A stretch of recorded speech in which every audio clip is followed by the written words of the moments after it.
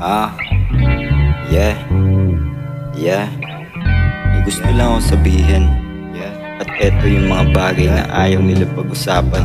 Lahat ng tao nakabase lang sa social media, kaya malamang kapag nawala lahat yan ang hihina. Nakaabang sa nagbabagang nakaakbang balita, kaya pagkapang imbis pataas usad ng Pilipinas. Lahat na lang ng bagay pinag-uusapan, nakabase sa komento sinong igagalang.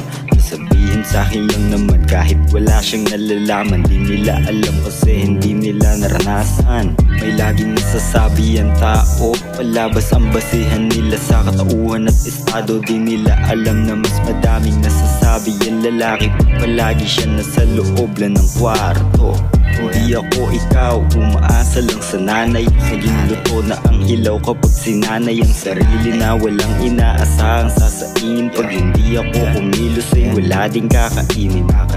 Kung ika'y natutukso, alamin sa tuwing ikaw ay lulukso, sagarin. Mga tao na nagdudugsong, damahin. Sa panahong ika'y gumugusto, ang mali. Alam kong di natin makontrol ang sarili.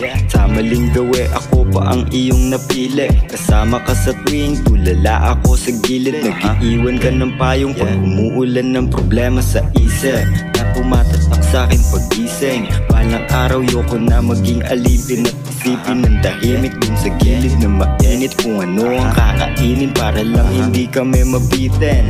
Hindi na daw madami yung sabaw na noodles. Hindi na din ako takot ting sasapit ang Lunes. Hindi na ako magdadabog kapag di makakanood. Kapag nababagot hindi nakakato kila Aling Lourdes.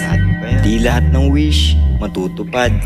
Sa mga mali ika'y maluluha. Hindi lahat ng kids matutuwa. Ito ang freedom of speech, matuto ka. Hindi lahat ng wish matutupad. Sa mga mali ika'y maluluha.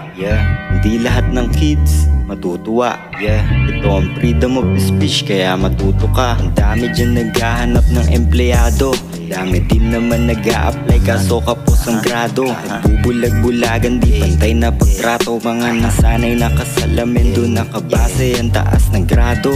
Meron din namang ayaw na magtrabaho dahil gusto na agad nila ay maging amo. Para sa akin ang taong ayaw magtrabaho ay maiihalin tulad lamang sa hayop na ayaw na maging tao. Madaming nag-aanak ng maaga para pag edad daw ay may susuporta. E paano kung imbis na tulungan ay ikaila ka? Sisihin sa tanong kung may napalaba.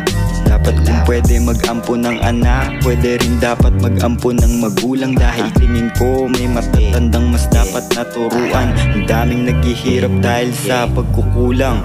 Ang daming kabataan na naniniwalang pag nakatapos ng pag-aaral ay yayaman. Hindi nila alam pag nakatapos ay wala lang. Pagpasok ng industriya may grade 2 lamang.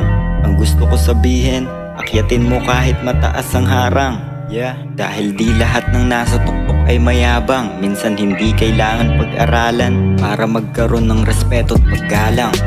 Ang daming gusto magtapos dahil ito'y kanilang gusto, kaya galingan mo lang palagi ng gusto. Pero yung nakatapos hindi na pakinabangan ng kurso.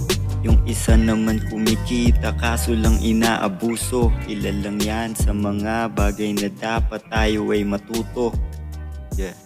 Yeah.